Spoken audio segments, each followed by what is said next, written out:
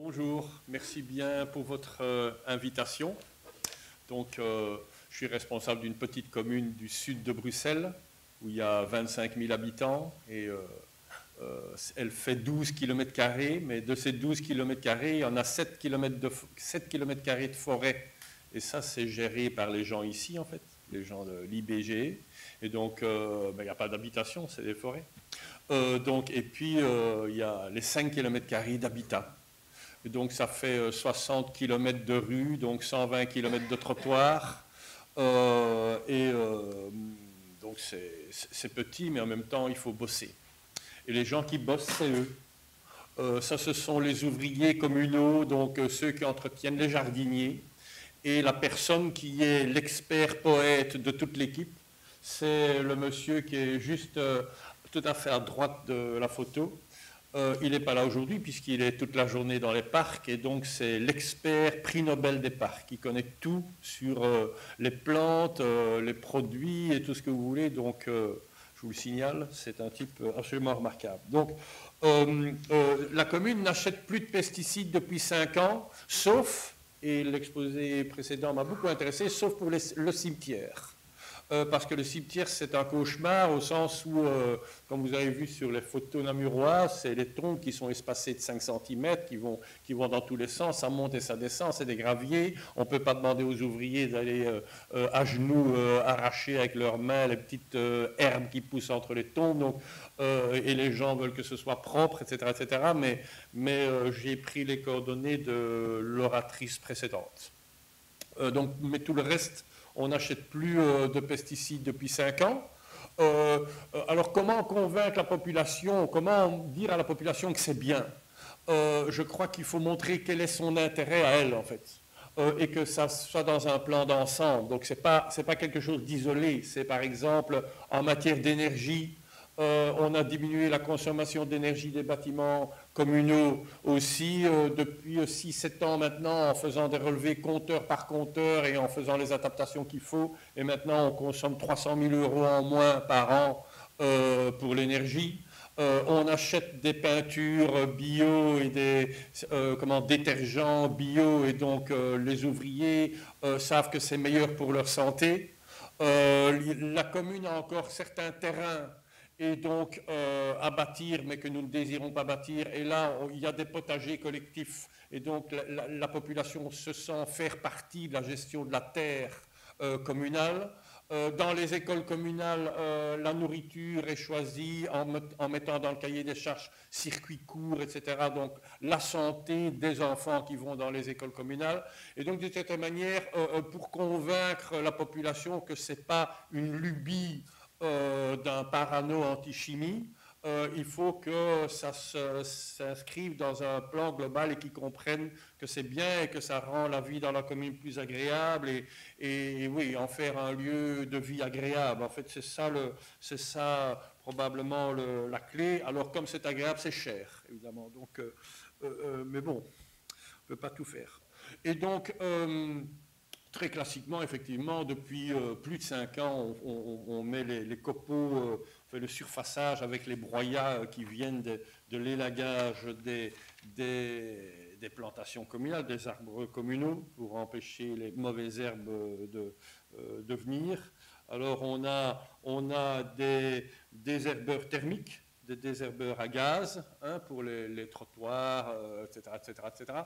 On va tester pas des herbeurs, en tout cas des machines à eau chaude, parce qu'on va en acheter une et on aimerait bien voir si ce n'est pas possible de l'employer pour les tags aussi. Les tags sur les bâtiments communaux. Alors, la commune n'est pas responsable des tags sur les bâtiments privés, parce que sinon, on n'en sort plus. Mais de temps en temps, il y a des tags sur des bâtiments communaux qu'on aimerait bien garder tag-free. Et donc, on va voir si on ne peut pas acheter une machine qui à la fois en vrai les herbes sur les trottoirs et les tags sur la maison communale, avec un produit aussi pur que possible, parce que vraiment, on enlève les tags avec des produits que j'aime autant pas vous décrire. Bien entendu, à côté de ça, on fait une gestion différenciée, très classiquement, quoi. D'un endroit à l'autre, on adapte un petit peu ce qu'on fait. on met des prairies fleuries. Là, c'est exactement la même chose comment dire, que la dia namuroise, quoi. Là, on est en train de préparer comment dire, un ensemencement pour les prairies, pour essayer que ce ne soit pas de l'herbe verte complètement standardisée. Donc les gens apprécient d'ailleurs, les gens apprécient. Je pense que les gens apprécient à condition que les chemins soient propres, à condition que, voilà, c'est comme ça que les personnes réagissent. Ok, faites comme vous voulez avec vos prairies et vos machins et vos coquelicots et vos boutons d'or, mais monsieur le bourgmestre, le chemin il doit être propre. Et donc, j'en suis pas encore au stade de dire les mauvaises herbes n'existent pas, c'est joli, et puis il vaut mieux un petit peu d'herbe entre les cailloux que du sel. On n'en est pas encore là. Donc, on en est à. On fait 0 pesticides dans la commune, et regardez, ne vous plaignez pas, les chemins sont propres. Et par conséquent, à partir du moment où ils sont propres, on fait ce qu'on veut ailleurs, d'une certaine manière, en caricaturant. Et alors, donc on fait ce qu'on veut ailleurs, à savoir, par exemple, un endroit assez symbolique, c'est près de la maison communale. Parce que les gens s'attendent à ce que quand ils vont au centre de la commune, bon, ben, que ça ait de la gueule, quoi. Et donc, on fait très, très attention à ce que près de la maison communale, ce soit impeccable, non pas au sens Monsanto du terme, mais au sens poétique et beau du terme. Donc, les gens sont davantage tolérants lorsque c'est dans des lieux moins symboliques. Et donc, il faut que les lieux symboliques soient, d'une certaine manière, irréprochables. Et donc, effectivement, j'observe que c'est les mêmes mélanges de plantes et de couleurs que ce que j'ai vu dans les dias de la ville de Namur. Je suis agronome, mais je n'ai plus étudié les plantes depuis 30 ans, donc ne me demandez pas ce que c'est, à part les coquelicots que tout le monde connaît. Et donc, effectivement, après, on met des panneaux pour expliquer, tiens, mais pourquoi est-ce qu'ils ont laissé pousser de l'herbe comme ça au milieu de la pelouse, etc., etc. Et puis, il y a beaucoup de variétés. Donc là, je n'ai pas de dia, mais on plante des tomates. Enfin, c'est un petit peu comment dire, l'imagination en direct du chef jardinier. On lui a donné carte blanche, donc de temps en temps, on se promène dans la commune et on voit un champ de tomates. Donc, il a décidé de planter des tomates. Voilà, ça c'est d'autres endroits de la commune. Je vais être assez bref, hein, c'est d'autres endroits de la commune où on a fait des plantations variées, hein, de l'ail. Je ne sais pas de quel type d'ail il s'agit, mais je suis sûr que dans la salle, il y a plein de gens qui peuvent me dire de quel type d'ail il s'agit. Donc, on m'a dit qu'on récupérait les bulbes et puis on les replantait l'année prochaine, donc c'est une espèce de système comme ça. Le fauchage tardif, voilà. Et alors, il y avait aussi avant dans votre exposé des hôtels à insectes. Je comprends que le problème à Bruxelles, c'est pas le nombre, enfin, d'une certaine manière, il y a trop d'abeilles et pas assez de fleurs, quoi. Et donc, des gens sont venus nous trouver, il y a une personne qui est venue nous trouver et qui a dit, j'aimerais bien aider la commune et j'ai de l'argent pour ça, pour mettre des ruches dans la commune. Il y a un expert des ruches de la commune dans la salle. Et alors, on nous a répondu, le problème, ce n'est pas les ruches, le problème, c'est les fleurs.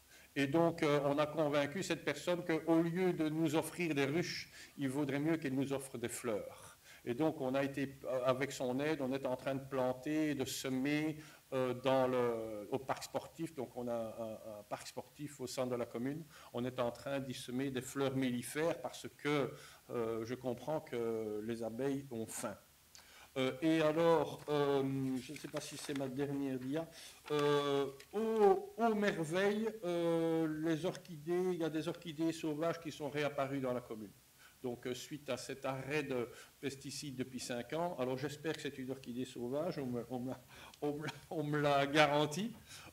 Donc, autour du service de l'urbanisme, y compris sur la toiture verte du service de l'urbanisme de la commune, il y a des orchidées sauvages qui sont revenues depuis l'arrêt suite à l'arrêt de tous les pesticides. Ce qu'on a prévu aussi dans les permis d'abattage d'arbres pour les particuliers, donc je ne parle plus de la commune, pour les particuliers, lorsqu'on abat un arbre, alors on impose de replanter des espèces indigènes, des fruitiers, etc., etc. Les élagueurs, par ailleurs, les élagueurs de la commune ont été formés pour que l'élagage soit le plus doux possible. Et évidemment, le grand problème, mais ça, je suppose que c'est partout, c'est la question des plantes invasives. Donc, on a des plantes invasives épouvantables, du genre renouée du Japon, des choses comme ça, c'est pire que des bambous, quoi, ça pousse partout. Et donc, voilà ce que je voulais vous dire. Le défi qu'on a encore dans ce domaine-là, c'est le cimetière. Donc, on ne s'en est pas encore tiré au cimetière pour deux raisons. La première raison, c'est que c'est très peu accessible aux machines. Et la deuxième raison, c'est que encore maintenant, mais peut-être qu'on va pouvoir changer les choses, il faut que la tombe de ma grand-mère soit propre. Et il faut que les alentours de la tombe de ma grand-mère soient propres.